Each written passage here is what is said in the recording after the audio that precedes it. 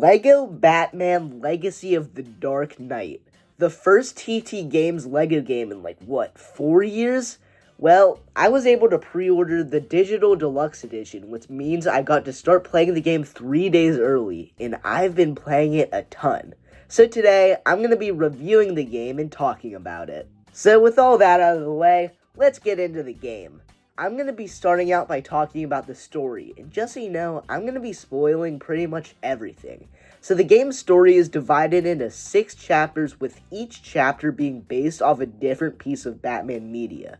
Chapter 1 is based off The Batman, Chapter 2 is Tim Burton's Batman, Chapter 3 is Schumacher's Batman, Chapter 4 is Batman the Animated Series, Chapter 5 is Nolan Batman, and Chapter 6 is kind of a continuation of Nolan Batman. Before Chapter 1, the game actually starts off with a prologue. At the start of the game, we see a young Bruce Wayne getting ready to go to the movie theater. I bet him and his parents are going to have a great time and nothing bad is gonna happen. Foreshadowing.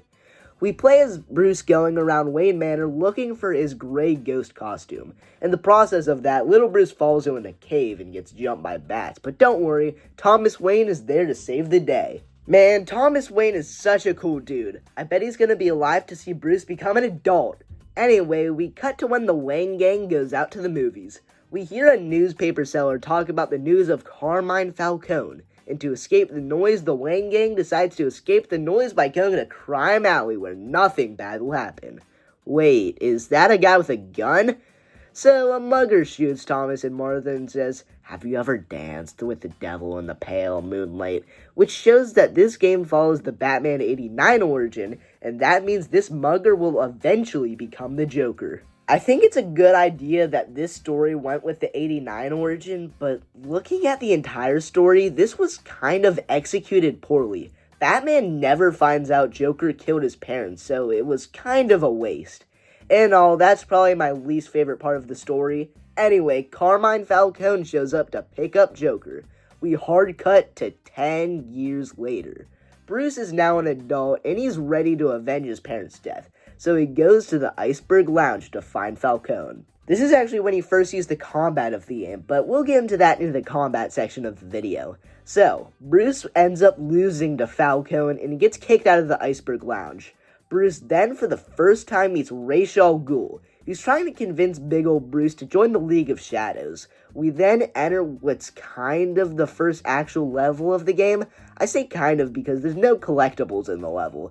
Bruce travels to the mountains of Nanda Parbat to find a rare blue flower. On his hunt, he meets Talia al Ghul, but he doesn't know she's related to Ra's. The two travel the mountains and find out a bunch of blue flowers are actually going on sale. So, Bruce and Talia join the League of Shadows, and in the next 30 minutes of gameplay is Bruce training with the League. Eventually, Bruce looks behind a secret door and it has a green glow to it. While I was playing the game, I thought this was the door to the Lazarus Pit, but it turns out it was just a room full of weapons that Ra's was going to use to destroy Gotham City. Unfortunately, the Lazarus Pit isn't in the game.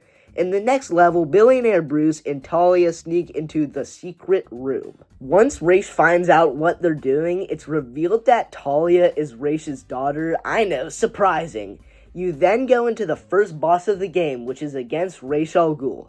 This boss is really fun, but it's my least favorite boss in the game, just because it's the least unique. Well, the temple gets destroyed, Ra's dies, Talia is presumed dead, and Mr. Wayne returns to Gotham City, starting Chapter 1. Bruce comes back wanting to be a symbol, so he returns to the cave that he fell down all those years ago and makes it his base of operations. We cut to the next level, which takes place at the docks. There, Jim Gordon is trying to stop Falcone's men, but the other cops there are just being bought off. Suddenly, a man dressed up as a bat shows up to stop Falcone's men. Gordon asks, "Who is that?" And the bat responds, "A friend." And boom! The Batman is born. Him and Gordon chase down a corrupt cop and learn more about Falcone. They get a lead on someone who's working with Falcone, and that's Oswald Cobblepot. Batman and Gordon chase down Oz with the Batmobile, and we get a recreation of that awesome scene from the Batman. The two heroes then find out that Falcone's going to be at the Iceberg Lounge, and that starts the next level. Batman and Gordon go around the Iceberg Lounge trying to arrest Carmine Falcone once and for all. While there, the heroes find Falcone's ball pit. That's a real thing. And while at the Iceberg Lounge, the Red Hood gang gets introduced for the first time. Also, Selina Kyle is shown to be a worker at the lounge. Eventually, the heroes finally get Falcone, putting him behind bars, and Harvey Dent is introduced. Batman and Gordon see that the Red Hood gang got away, and then Bruce Wayne pays a visit to Lucius Fox. Fox gives a sort of glider to Bruce, and that unlocks gliding for your characters. Batman and Gordon track the Red Hood gang to Ace Chemicals, and there they try to stop the gang's big plans. The main Red Hood also takes off his mask at one point, and it's clearly the dude that killed Bruce's parents, but again, it's never mentioned. So Red Hood falls into a pit of acid, and we see that he's beginning to transform into the Joker. After that, Gordon reveals the bat signal, and that ends chapter 1. All around, that was a W chapter. But anyways, time to go into chapter 2, the Tim Burton-inspired chapter. At the beginning of each chapter, there's a little intro that plays showing all the villains that will be in the chapter and some plot lines. For example, this one shows that Oswald Cobblepot is running for mayor. There's also time skips in between each chapter, and for this one, I would say that there's a 1.5 year time skip. The chapter starts off with a bang, and Harvey Dent's face gets scarred by a group of mimes. Batman follows them into the Shrek's building, where he first meets Catwoman. They both see that they can help each other, so they fight off the mimes. Catwoman then says how she thinks she knows who caused the mime attack, so they go to the Gotham Zoo to find Oswald Cobblepot, who now calls himself the Penguin. There's then a boss against the Penguin, which is actually really fun. Penguin tells Batman and Catwoman about what happened with Harvey Dent, and the two then go out looking for Joker cards. I wonder why. That leads the two to come across the greatest villain of all time, Condiment King.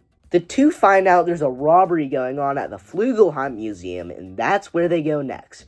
We get a recreation of the Batman 89 scene with the Joker robbing the museum while the Prince music plays.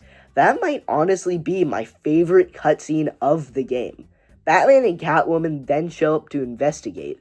Joker shows up on a TV and Batman realizes that's the Red Hood, but he still doesn't know he killed his parents. We then get another recreation of the scene from Batman 89 where Joker gives away money at the fair. Batman and Catwoman show up to stop him, and Joker ends up falling down a building, and he starts to transform into Heath Ledger's version of the Joker. And yeah, that's chapter 2. In all, this was my favorite chapter of the game. Anyways, time for chapter 3, the Schumacher-inspired chapter. In the intro, we see Bane grab Harvey Dent and give Pamela Isley something, which shows you right off the bat that Bane is a big villain. Literally. In the first level, Bruce and Selina take a night off and go to Haley's Circus to watch the Flying Graysons. Harvey Dent then attacks the place, and he's now known as Two-Face. Get it? Because he has 2 faces? I'm sorry for that joke. The youngest of the Flying Graysons, Dick Grayson, helps Batman stop Two-Face, and Dick's parents actually don't die in the game, which is probably because it's a kid's game. Dick gets fired from the circus, and Batman just kinda kidnaps him.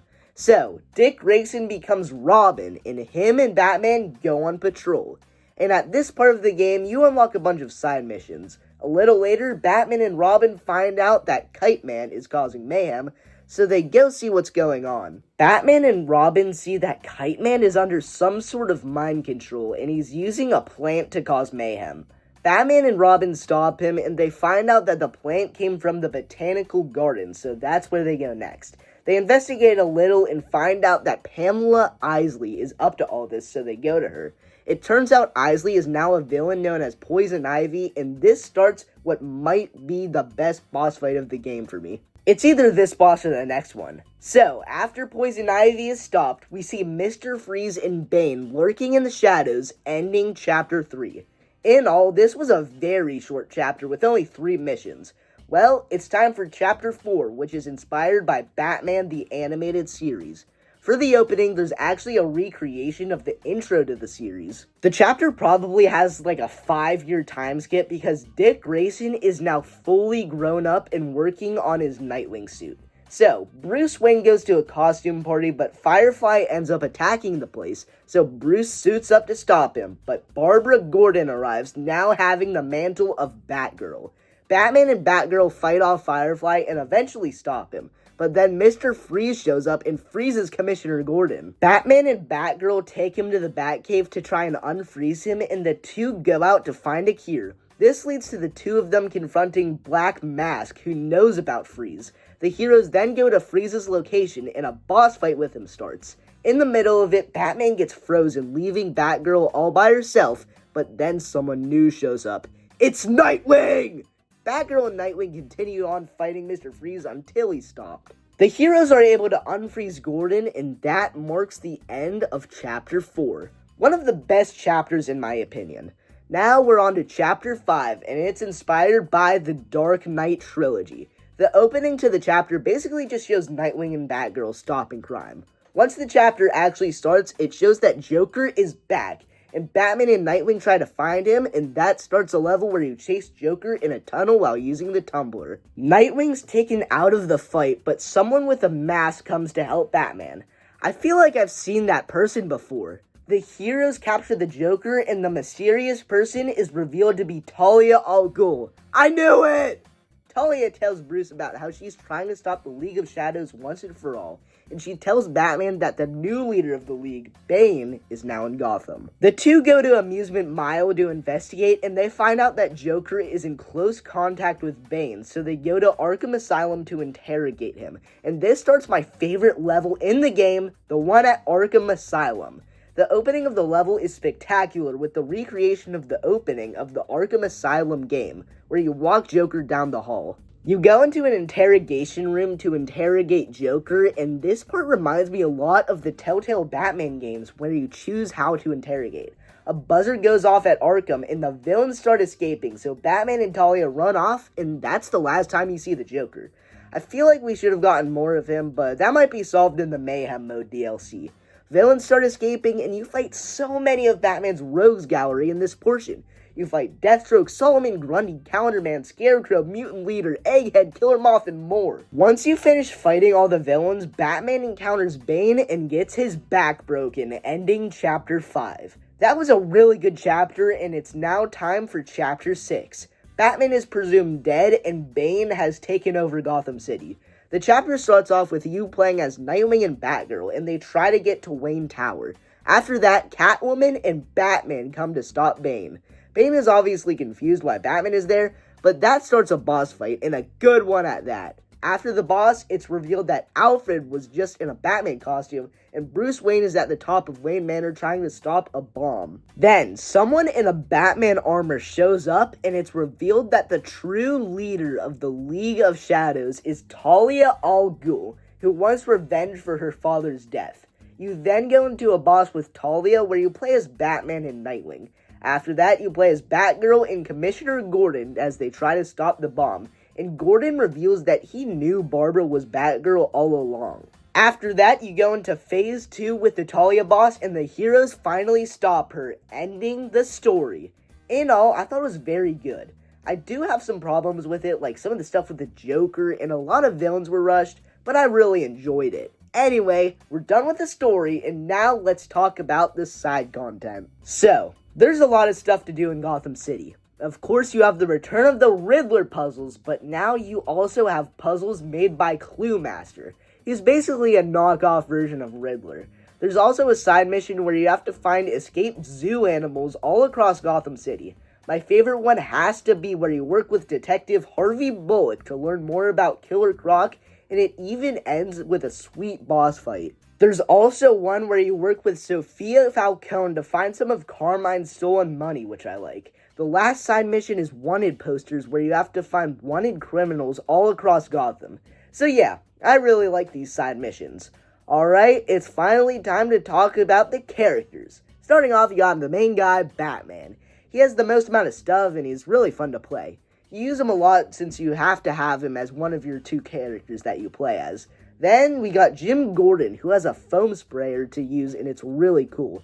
Catwoman is up next, and she has my favorite ability in the game where you play as a cat. Robin is amazing to play, and it's a shame that he's not in the main story that much. Batgirl is the tech character who can hack into things. Nightwing is my favorite character in the game, probably because he's my favorite superhero besides Superman. He's just so cool. Talia al Ghul is the last character, and I've never played as her outside the story. She's just a nothing burger. You don't even need her abilities in the open world. What a loser. So, let's get on to the gameplay. It's heavily inspired by the Arkham games, and I even found out Rocksteady helped out with the making of this game. There are some differences, like the combat feels easier, but it is a Lego game. There's a lot of enemy variation, since when you stop crimes in the open world, you'll find different factions of enemies.